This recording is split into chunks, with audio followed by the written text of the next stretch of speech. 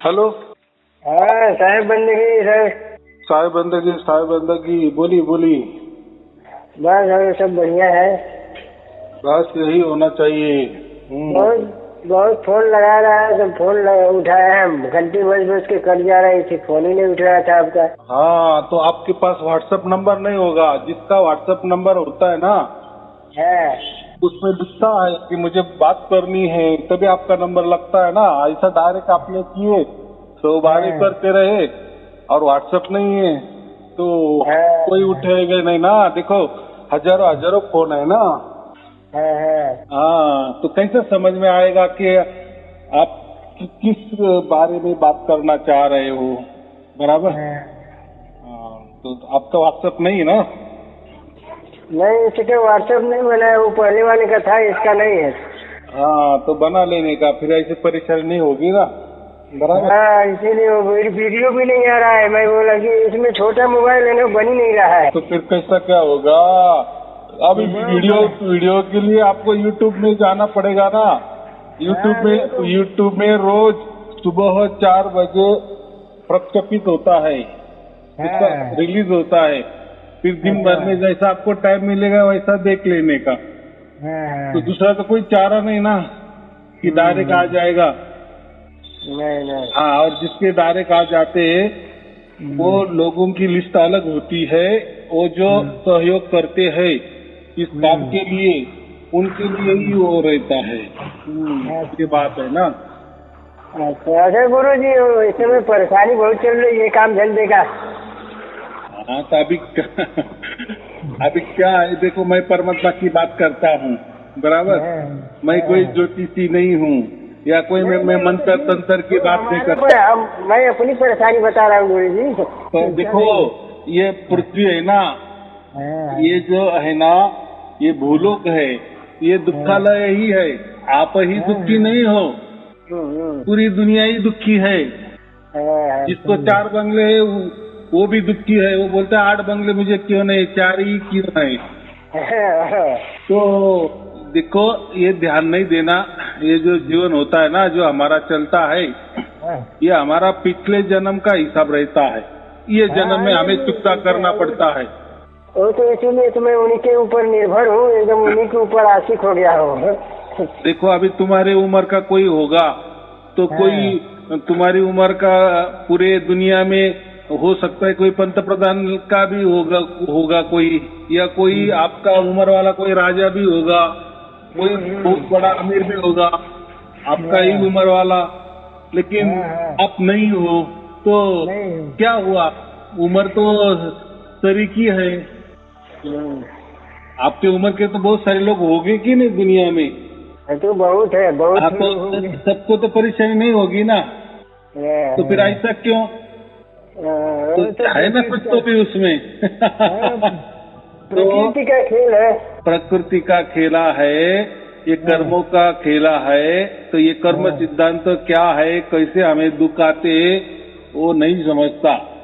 तो ये क्यों आते हैं, तो ये हमारा सब पिछला वाला क्रिया कर्म होता है।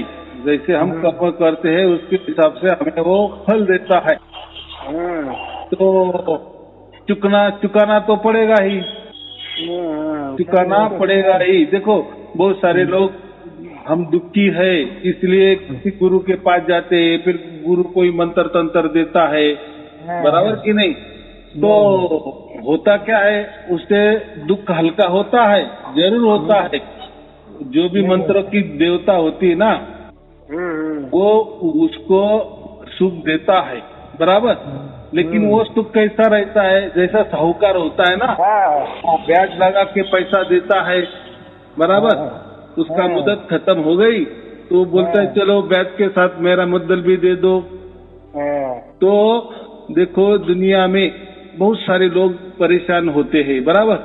तो वो अपनी परेशानी दूर करने के लिए कोई गुरु करता है, कोई गुरु मंत्र लेता है या कोई मंत्र तंत्र का खेला में जाता है।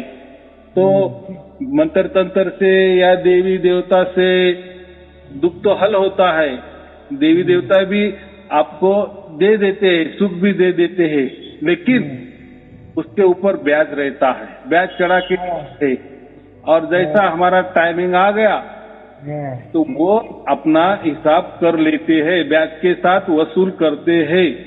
तो हमने जीवन में ऐसे बहुत सारे लोग देखे हैं कि नहीं? हमारे सामने आ रहे, वो उसने कोई गुरु बिरु किया, कोई मंत्र तंत्र किए, कोई जादू टोना किए और बहुत उसका अच्छा हो गया, बराबर। लेकिन कुछ दिन के बाद, कुछ बरस के बाद उनका इतना ये हो जाता है, बुरा हाल होता है, इतना बुरा हाल होता है। तो हम सोचते हैं कि अरे ऐसा कैसा क्या, ये तो बोलता था मैंने गुरु किया, मैंने मंत्र लिए, मैं ये मांत्रिक के पास गया, वो तंत्रिक के पास गया, मैंने ऐसा किया, मैंने वैसा किया, मैं सुखी हो गया। लेकिन अभी क्या हो गया? तो मंत्र का प्रभाव गया ना, देवी देवता की कृपा दृष्टि चली गई ना। वो देवी देवता थोड़ी हमारी है, यह मंत्र तंत्र थोड़ी हमारा बाप का है कि हमारे लिए कृपा दृष्टि करेंगे। क्यों करेंगे भाई? हमको सुख चाहिए था तो उसने दे दिया ना। आपको वस्तु में गरज थी ना पैसे की, तो साहूकार ने दे दिए ना। तो साहूकार हमारा बाप थोड़ी रखता है, वो तो पैसा तो देगा, लेकिन ब्याज के साथ वसूल करेगा कि नहीं, मुद्दल भी वसूल करेगा कि नहीं। और ब्याज भी कैसा रहता है? ऐसा ही होता है। बहुत सारे लोग गुरु बनाते हैं, इसलिए बनाते हैं कि गुरु हमें कोई तो मंत्र तंत्र देंगे, ये दुख से मुक्ति करेंगे। तो ऐसा है, ये मंत्र तंत्र, देवी देवता, जादू टोना जो भी होता है, जो भी कुछ भी हो, बहुत सारे प्रकार है। फिर ग्रह की बाधा हो, ज्योतिष के पास जाते हैं, ये टोकना टोटका करते हैं, होता है, असर होता है उनके जीवन में। लेकिन बाद में इतना भुगतान करना पड़ता है, इतना भुगतान करना पड़ता है कि फिर ऐसा लगता है अरे वो मेरा जो अच्छा हुआ था ना, वो एक बार नहीं हुआ होता। तो ये बात है, मुझे इतना ही कहना है। मैं सिर्फ परमात्मा की बात करता हूँ। एक बार परमात्मा प्राप्त हो गए ना, फिर मंत्र तंत्र की, जादू टोना की जो है ना, कोई जरूरत नहीं होती। और देखो ये जो दुख आ रहे ना, ये चुकता हो रहा है। क्या हो रहा है? चुकता हो रहा है। तो इसको होने दो, इसको होने दो। अगर हमारे पास परमात्मा की ताकत है, शक्ति है, हमारे साथ परमात्मा है, सत्य है, सत है, या सार शब्द है, या राम नाम है, वो तो आपको दुख नहीं आएंगे। बराबर आएंगे तो हल्का होके आएंगे, दुख आएंगे लेकिन हल्का होके आएंगे। और पिछले जो भी कोई पाप कर्म किए होंगे ना, वो भी नष्ट हो जाएंगे। ऐसे गुरु जी एक चीज है ना, हमारे अंदर से तो 3 चीजें तो हट गई है। हाँ, ये तो लालच और क्रोध और ये जो है ईर्ष्या, हाँ, घमंड, ये सब हट गया है। हाँ, खाली मन की चंचलता थोड़ा थोड़ा रह जाता है जब वो शाम को जो सोने जाते हैं। हाँ, बात ऐसी है, मरते दम तक काम, क्रोध और लोभ, ये तीनों नहीं जाते। तो तीनों गए तो फिर हमारा जीवन ही खत्म हो जाएगा, जीवन कोई जिएगा ही नहीं। फिर क्या करना है? तो जब हमें सार शब्द की प्राप्ति हो जाती है ना, परमात्मा की प्राप्ति हो जाती है ना, तो ये रहते हैं, लेकिन उनका असर बहुत कम होता है। बराबर, जीवन चलाने के लिए जितना काफी है ना, तो उतना काम आएगा हमारे अंदर, क्रोध रहेगा हमारे अंदर, और लालच भी, लोभ भी रहेगा हमारे अंदर। बराबर, लेकिन थोड़ा ज्यादा नहीं। बराबर, थोड़ा। हाँ, नहीं तो ये काम, क्रोध, लोभ, ये तीनों है ना, एक महाशत्रु है, सबसे बड़े महाशत्रु। बाकी चलते ये आदमी को मार ही डालते हैं। बराबर, कि सात शब्द जब हमारे पास होता है तो फिर ये जो तीनों है ना, ये थोड़े से नम्र हो जाते हैं। बराबर, ये थोड़े हल्के हमें महसूस होते हैं। हमारे ऊपर उनका इतना ज्यादा नहीं चलता। चलने वाला तो है, जीवन जीना है, ये प्रकृति में रहना है, दुखालय में रहना है, तो वो तो रहना ही चाहिए ना। बराबर, कि तो नहीं रहेंगे तो जीवन ही नहीं चलेगा। तो मुझे मेरा कहना का यही मतलब है, जो भी हमें दुख आते ना, तो वो हमारा पिछला हिसाब उठता है, तो चुकता होता है, तो चुकता होने दो, चुकता होने दो, बराबर कि नहीं। हमें कोई हमारे जो पाव है उसको ज्यादा गंभीर चोट आ गई, जख्म हो गई, बड़ी जख्म हो गई, और वो जख्म भी सड़ गई, बराबर। अगर फिर हम क्या करते, डॉक्टर के पास जाते ना कि देखो अभी बहुत दर्द हो रहा है, तो डॉक्टर जब हाथ लगाता है ना, तो हम बोलते हैं अरे हाथ भी मत लगाओ, बहुत और ज्यादा दर्द होता है। तो डॉक्टर क्या बोलता है, देखो अगर मैंने हाथ नहीं लगाया, अगर वो जख्म की जो गंदा खून है वो मैंने नहीं निचोड़ा, बराबर, जो उसके ऊपर जख्म के ऊपर गंदगी आ गई है, मैंने उसको साफ नहीं किया, तो आपकी जख्म कैसी भरी ठीक होगी। तो हम क्या करते, फिर जब वो हाथ लगाता है, वो जख्म को साफ करता है, तो जो दुख है ना उससे और ज्यादा तकलीफ होती है हमें। लेकिन डॉक्टर क्या बोलता है, थोड़ा तकलीफ सहन करो, बराबर, तकलीफ बर्दाश्त करो।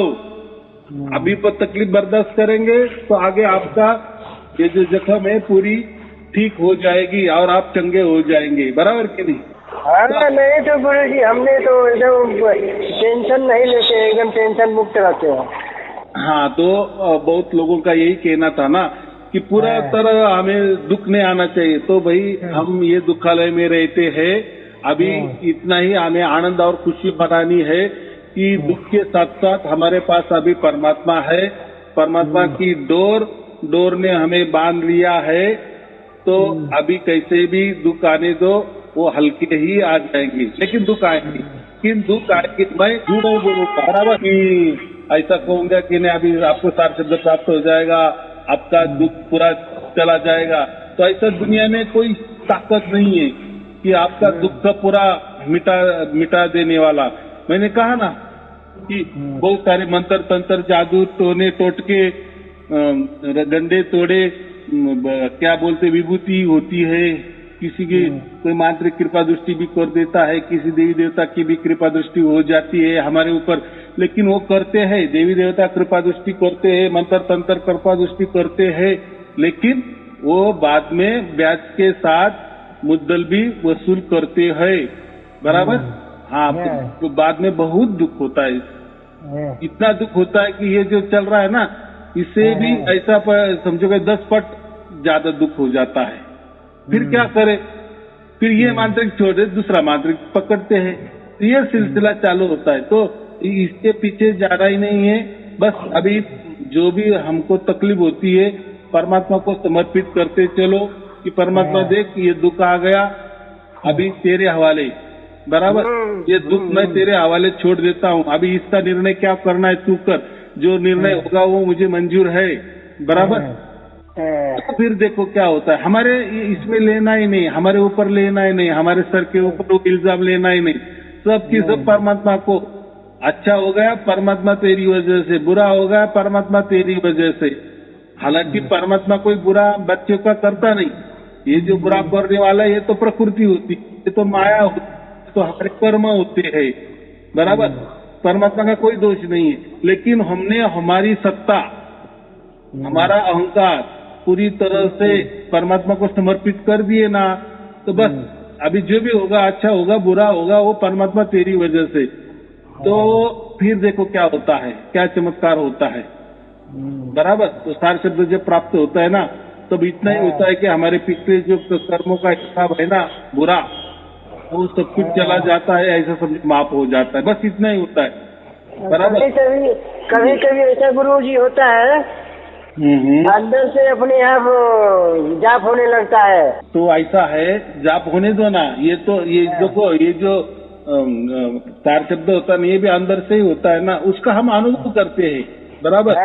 लेकिन सार शब्द मंत्र तंत्र नहीं है, बराबर, कोई अक्षर नहीं है कि जो वो अक्षर हम समझ सके, ऐसा कोई अक्षर नहीं है, बराबर, या कोई ऐसा नाम नहीं है, नहीं कोई नाम नहीं, ऐसा ही जब चलते रहते हैं तो ऑटोमेटिक कबीर साहब का, परमात्मा कबीर साहब का नाम आता है। वो भी नहीं आना चाहिए, वो ऐसा हमको लगता है, वो एक प्रकार की ध्वनि होती है, धुन होती है, उसको ध्वनि कहा जाता है। देखो, ध्वनि का मतलब आवाज ऐसा नहीं होता। ध्वनि का एक मतलब क्या होता है? ध्वनि का मतलब होता है लगातार, अखंड, बराबर। जैसे हम शिरडी में जाते हैं ना, साईं बाबा की धुनी है वहाँ, उसको नाम धुनी। धुनी में क्या है? वो लकड़ी जलाते हैं। जैसे बाबा थे समझो 100 बरस से पहले, तो वहाँ से जैसी वो धुनी चलती आई है, वो जो ज्वाला चलती आई है, तो उसमें वो क्या करते हैं? लकड़ी डालते हैं, बराबर। तो वो जो अग्नि है ना, उसको बुझाया नहीं गया है, तो उसको क्या नाम दिया? वो धुनी है बाबा की। तो धुनी माने, धुनी का एक अर्थ क्या होता है? लगातार, अखंड, कोई खंड आता नहीं उसमें, बराबर। जैसे मेरे प्रवचन 3 बरस से चल रहे हैं, एक भी दिन का खंड नहीं है। तो ये क्या है? ये भी एक धुनी ही है। तो धुनी का मतलब वही जो परमात्मा का जो आवाज है ना, वो जो हम सुन रहे हैं ना, उसको ही सार शब्द कहते हैं, उसको ही परमात्मा का आवाज कहते हैं। तो आवाज वो परमात्मा कर रहा है, और वो आवाज सुनने वाला हमारा आत्मा है। अभी वो आवाज क्या है, उस आवाज में क्या है, क्या नहीं है, तो वो आवाज जो है ना, हमें पवित्र कर रहा है, हमें शुद्ध पवित्र कर रहा है। क्यों कर रहा है? कि परम धाम में लेके जाने के लिए। परम धाम में कब जाएंगे? मरने के बाद परम धाम में जाएंगे, बराबर। तो परमात्मा हमारे ऊपर जीते जी ही काम करना शुरू कर लेता है, काम करने शुरू कर देता है, बराबर। ताकि मरते दम तक, मरण जब तक नहीं आता हमारा, तब तक हम इतने शुद्ध पवित्र हो जाते हैं कि हमें कहीं जाने की जरूरत नहीं पड़ती, सीधा हम परम धाम में जाते हैं, सतलोक में जाते हैं, बराबर। ये कभी में लिखा है। तो ऐसा कभी नहीं कहना कि परमात्मा भी है मेरे पास, परमात्मा का पूर्ण मैं अनुभव कर रहा हूँ, उसका स्पंदन अनुभव कर रहा हूँ, उसका स्पर्श मैं अनुभव कर रहा हूँ, सब अनुभव कर रहा हूँ, तो भी मुझे दुख हो रहे। तो जो भी दुख हो रहा है, तो परमात्मा के नजर निगरानी में हो रहा है, ऐसे समझो। वो जो दुख हो रहे वो हमारा एक कर्म का भुगताना है, हमें चुकता करना है। लेकिन अभी वो चुकता कर रहे हैं, तो उसके साथ परमात्मा है, बराबर। तो परमात्मा को सब समझता है कि नहीं, कि आपको दुख हो रहे हैं, ये नहीं होने चाहिए। लेकिन ये जो दुख देने वाला कौन है? ये प्रकृति है ना, माया है ना, माया ठगनी है ना, हम कहते हैं ना। तो माया क्यों देती है? तो माया बोलते कि इसने मुझसे उधार लिए थे, बराबर। हाँ, इसने जैसा किया है मैं वैसा उसको, मैं मेरा वसूली कर रही हूँ, बराबर की नहीं। तो वो तो अधिकार उसको दिया है ना। हाँ, वो तो अधिकार मिला ही है। इसका उसका अधिकार अलग अलग होता है। तो ऐसी बात होती है। तो ये वो चल रहा है, लेकिन अभी इतना ही करना है। अभी हमारे साथ में हम खुद तो एक पहले हम ही थे और प्रकृति थी दुख देने वाली, लेकिन अभी हमारे साथ कौन है? अभी परमात्मा है, बराबर। अभी परमात्मा के साथ में अभी ये दुख आ रहे हैं, ये जो प्रकृति रही है ना, तो उससे तो कुछ फर्क पड़ने वाला है कि नहीं? हाँ, जैसे हमारे साथ कोई पुलिस होता है, तो कोई गुंडा हम पर हमला करेगा क्या? या कोई चोरी हमको खींचातानी करेगा क्या? नहीं करेगा ना, क्योंकि चोर को दिख रहा है ना, इसके साथ पुलिस है। तो ऐसा ही होता है कि माया जो ठगनी है ना, माया को भी समझता है। माया क्या करती है? माया का काम क्या है? लोगों को नामों में, आकारों में, रूपों में ये दिखाना, जलवा दिखाना, बराबर।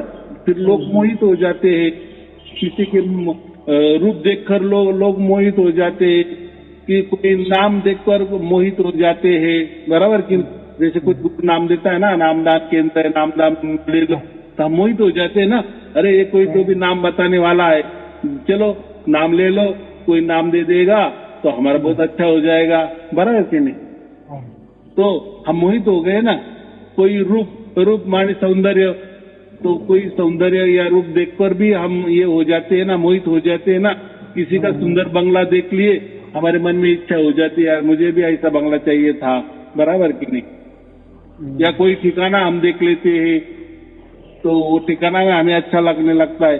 तो बात ऐसी है, ये सब माया का चक्कर है, माया का खेला है।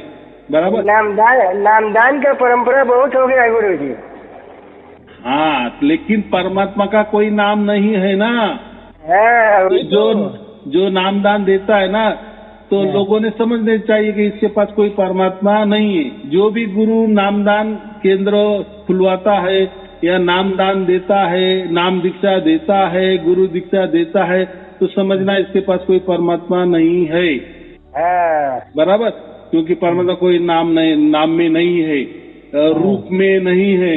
रूप माने वो खुद को अगर बिठाता है मेरी पूजा करो, माने वो रूप ही हो गया ना। हाँ, तो उसका खुद का कोई तो भी नाम होगा कि नहीं। अगर वो बोलेगा मुझे परमात्मा समझकर भजो, मेरा पूजा आरती करो, तो वो एक रूप ही हो गया ना। हम मोहित हो जाते हैं, अरे तो है, लेकिन फिर वहाँ कोई परमात्मा नहीं है। जो भी गुरु नाम देता है वहाँ कोई परमात्मा नहीं होता। जो गुरु अपनी खुद की पूजा करवाता है कि मेरे अंदर परमात्मा है, तो वो भी कुछ काम का नहीं, कोई परमात्मा उसके अंदर नहीं होता, वो भी झूठा गुरु है समझना। कोई बोलता है मैं ध्यान देता हूँ, ध्यान माने क्या? मन को कहीं तभी टिकाना, या मन को वहाँ लेके जाना, मन को शरीर के बाहर लेके जाना, कोई उसको ठिकाना बताना, या आत्मा को ठिकाना बताना।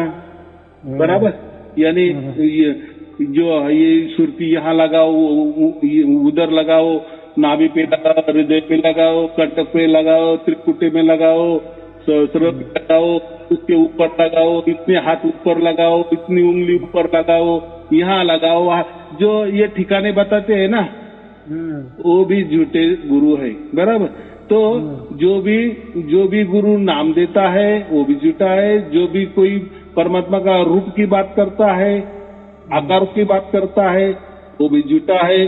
जो भी गुरु बोलता है कि नहीं परमात्मा कोई होता नहीं, वो परमात्मा जीरो होता है, शून्य होता है, वो भी झूठा है। जो भी बोलता है कि मेरे पास आ जाओ, मैं कुछ ध्यान देता हूँ, तो वहाँ परमात्मा का ठिकाना बता देता हूँ, बस वहाँ ध्यान करते चलो परमात्मा मिलेगा, वो भी झूठ बात है। तो ये सब झूठ बात है। तो परमात्मा कोई नाम में नहीं है, कोई रूप में नहीं है, कोई आकारों में नहीं है, और उसका कोई ठिकाना नहीं है। वो जहाँ है वहाँ है, जहाँ है वहाँ है। बराबर, मुझे बताओ, आप बोल रहे हो, आपका ठिकाना आपको मालूम है? मैंने पूछा, आप तो शरीर के अंदर से बोल रहे हो ना, मुर्दा थोड़ी बोलता है क्या? जो मरा हुआ आदमी वो बोल सकता है क्या? नहीं बोल सकता ना। तो बोलने वाला आपके अंदर आत्मा है, इसलिए आप बोल रहे हैं ना। फिर मैंने पूछा कि ये जो बोल रहा है वो कहाँ से बोल रहा है, बताओ उसका ठिकाना, वो कैसा दिख रहा है, दिखाओ मुझे, उसका ड्राइंग निकाल के दिखाओ, कोई चित्र निकाल के दिखाओ, उसका कोई नाम बताओ। तो आप बोलेंगे नाम भी मालूम नहीं है, उसका ठिकाना भी मैं नहीं बता सकता, वो क्या है कैसा है वो भी नहीं बता सकता।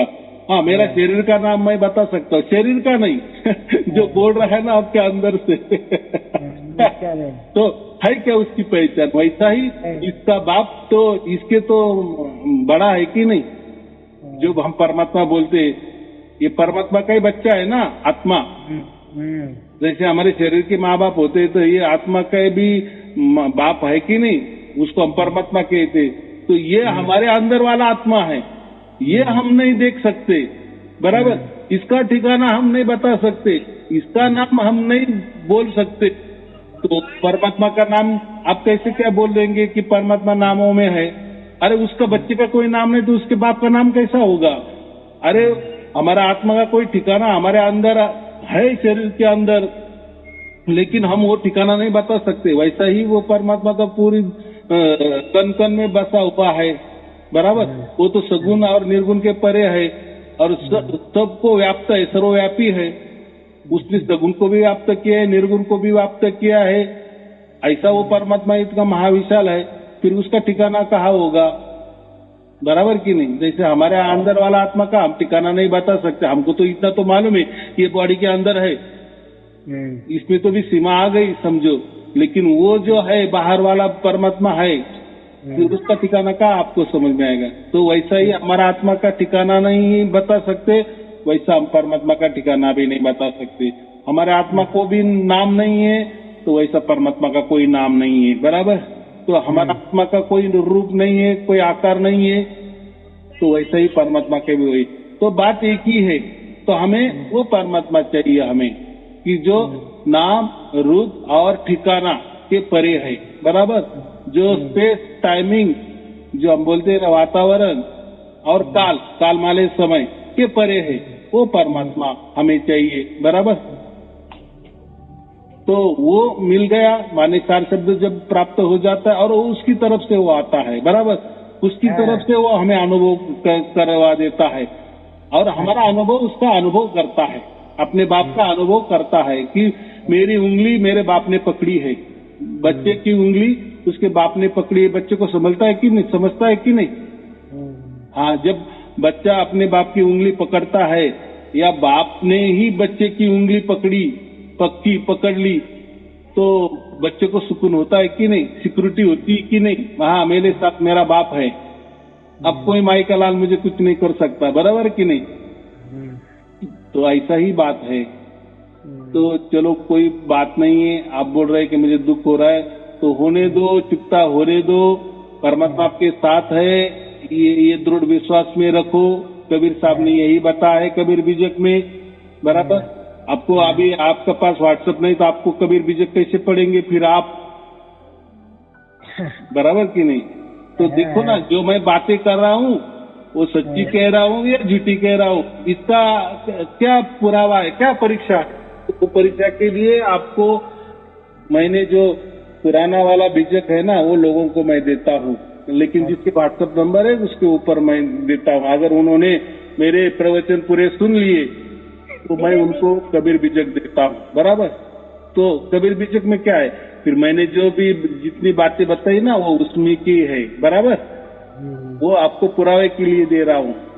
और बाकी गुरुआ लोग जो भी बोलते हैं यहाँ वहां से उठाते हैं, बोल देते हैं, वो उनका मन का भी उसके अंदर घुसाड़ देते हैं, किसी धर्म का भी घुसाड़ देते हैं, किसी पंथ का भी घुसाड़ देते हैं, किसी गुरु का भी घुसाड़ देते हैं, कथा कहानी बनाते हैं, बराबर। ना उसका कोई आर ना पार, बराबर की नहीं, लेकिन चल रहा है ना। लेकिन ऐसा नहीं है, जो भी हम बातें करते हैं ना उसका कोई ठोस पुरावा चाहिए, बराबर। कोई तो भी आधार चाहिए, कोई तो भी प्रमाण चाहिए, बराबर। तो मैं जो भी बातें करता हूँ प्रमाण के साथ करता हूँ और लोगों को देता भी हूँ, फोकट में देता हूँ, बराबर। हाँ, ये बातें होती है। चलो और कोई पूछना है? और तो भाई गुरु जी बड़े दिन के बाद फोन किया हूँ, इसलिए मैं बोला गुरु जी से बात कर ले। तो अभी एक बार मैं रास्ता संत से नामदान लिया था गुरु जी। हाँ, तो बहुत वो बता दिए थे, इधर नहीं जाना, उधर नहीं खाना, वो नहीं करना, ये नहीं करना। बात ऐसी है, हम परमात्मा के बच्चे हैं, बराबर। परमात्मा अगर पूरी जितनी अनंत सृष्टि है, अनंत ब्रह्मांड है, इसका मालिक है, इसका चालक है और उसके पुत्र हम है, तो हमें कौन बांध सकता है, कौन बंधनों में बांध सकता है हमें? आप ज्यादा से ज्यादा ये गुरुआ लोग शरीर को बांध सकते हैं, शरीर को बंधन लगा सकते हैं, आत्मा को बंधन नहीं लगाया जा सकता। मन को बंधन लगाया जा सकता है, आत्मा को बंधन में नहीं रख सकते, बराबर।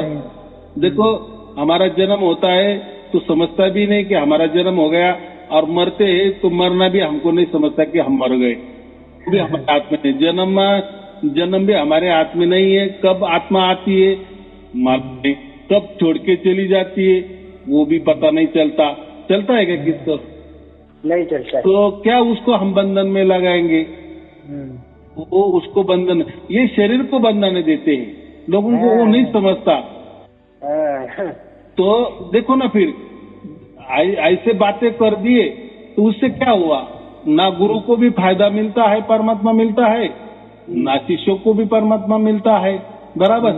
गुरु अंधा, शिष्य अंधे में अंधे मिल गए तो क्या नतीजा होगा? लेकिन लोग समझते नहीं। ये गुरु लोग क्या करते हैं, खिचड़ी कर देते। आत्मा और ये हमारा जो शरीर है ना, कभी शरीर के बारे में बात करते हैं, कभी परमात्मा के बारे में बात करते हैं, कभी आत्मा के बारे में बात करते हैं। तो कभी बातें करते आत्मा की बातें करते करते शरीर पे आ जाते हैं, भी नहीं समझता। कभी शरीर की बातें करते करते कभी परमात्मा की बातों में चले जाते, को भी नहीं समझता। उनको खुद भी नहीं समझता कि आत्मा क्या है, परमात्मा क्या है, शरीर क्या है, सृष्टि क्या है, मन क्या है, हम क्या है, क्या नहीं, उनको कुछ समझता नहीं। बस पिछले ने जैसा दे दिए, गुरु गद्दी जैसी चलती आई वैसे वो बोल देते हैं। कोई अभ्यास करते हैं, कोई धर्म ग्रंथ का अभ्यास कर लेते हैं, कोई कथाकारी उठा लेते हैं, अपने मन का औरत बना देते हैं, अपने खिचड़ी ज्ञान पकाते हैं लोगों को। अब इन लोगों को कैसा लोग है, आखिर में उनको अच्छा लगता है इसलिए उनके पास जाते हैं, बाकी क्या। लेकिन ना गुरु को अकल, ना शिष्य को अकल, बराबर की नहीं। तो परमात्मा कोई वस्तु नहीं है, या आत्मा भी कोई ऐसी वस्तु नहीं होती कि लेने देने वाली वस्तु होती है, बराबर। हाँ, तो ये समझना चाहिए। तो कोई परमात्मा हमें दुख नहीं देता है। ये जो दुख आते हैं ये हमारा कर्मों का फल का हिसाब है, और कोई भी हमारे दुख हल नहीं कर सकते हमेशा के लिए, बराबर। अगर जब हमारे दुखों का हल हो जाता है तो उस टाइम हम मर जाएंगे, तब हो जाएगा दुख का हल। लेकिन वापिस दूसरी योनि तो तैयार होगी ना। समझो, आपने ऐसा तय कर दिए, अरे मैं तो बहुत दुखी हूँ, मैं दुखी हूँ, बराबर, और आपने आत्महत्या कर ली, तो आपको तो ये जन्म उसके भुगतान के लिए मिला था ना। तो आपने चालाकी क्या की, मैं मर जाऊंगा बस अब मेरे दुख में। तो प्रकृति आपको क्या करेगी, आपका बच्चा था ना, आपको कोई अगला जन्म दे देंगी, कोई प्राणी का देगी, कोई वृक्ष का देगी, कुछ भी देगी, और फिर उसमें वो उसका हिसाब किताब बराबर कर लेगी, बराबर की नहीं। तो जो भी दुख आ रहा है हमें वो चुकता होने दो। लेकिन इसके पहले हमारे साथ परमात्मा नहीं थे, अभी हमारे साथ परमात्मा है। परमात्मा के नजर निगरानी में हम दुख चुकता कर रहे हैं, बराबर। तो देखो फिर दुख भी कैसा हल्का हो जाता है, बराबर। चलो ठीक है, आपको और आपके परिवार के लिए शुभ आशीर्वाद। सत्य साहिब जी, सत्य साहिब जी, सत्य साहिब।